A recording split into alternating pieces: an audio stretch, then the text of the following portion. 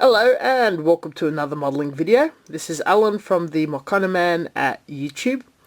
And today I would like to talk about plastic cements and cements, bonding agents for styrene. I have done a video a while ago touching on different type of adhesives, but there's quite a few cements out there that are different from one another, and I just want to talk about the range. I use Tamiya. I've been using Tamiya for a very long time. A long time ago I did start out with Revell in the syringe tip. I found that to clog quite often and looked for another alternative. I never used the tube because logically I always thought it was going to be messy, and that happens to be the case. Tamiya is a renowned brand from Japan for high quality paints and products, and it's probably one of the most available one out there. Of course, if you have no Tamiya and available a different brand such as Testers or Gundam, anything type like that, it's going to be just as good, but the application method may be a bit different. Another reason why I like the Tamiya bottles is the brushes are of a good quality for brushing on the cements to surfaces, so you don't apply or splash too much cement in areas where you may touch it and make a mess. Just so you guys know the difference, the white cap is the vanilla model. It's a regular strength that can bond almost any type of kit together, including styrene and ABS. Now, there's been a lot of confusion online about cementing of ABS.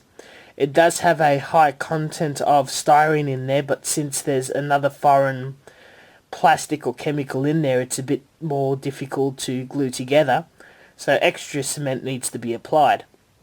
It's full strength, so when you apply cement to one or both surfaces and clamp two pieces together, it's going to melt the styrene and bond together into one piece.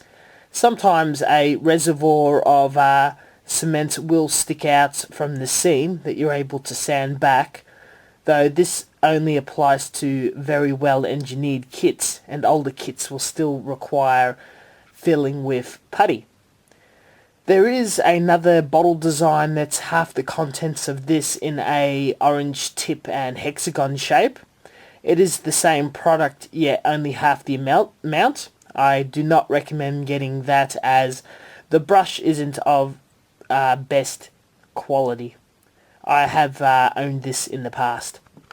The Illuminae Cements, it's something that's been available in the Western world when modelling was very new around the 70s and 80s.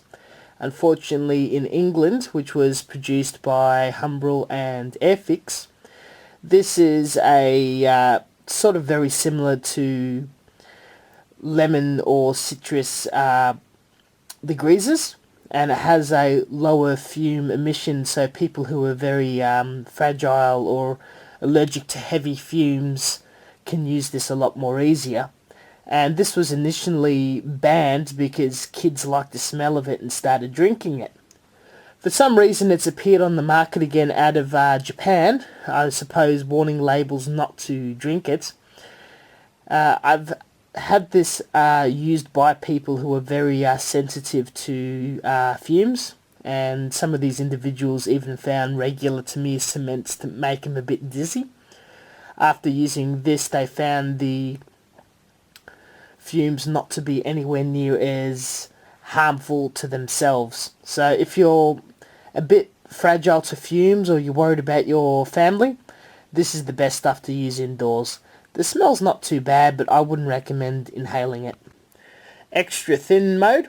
This one is a lot more watery consistency, and it has a very thin brush. This is excellent for applying military style kits where the plastic is thinner and you don't want to goop cement all over the place. It's also pretty good where you glue two pieces together and the seam splits or opens. You can just cement the inner part and squeeze again. It has all sorts of very useful applications, and it's a personal choice if you wish to add this to your armory or not. Now, as far as I'm aware, the ABS cement is very, very new on the market.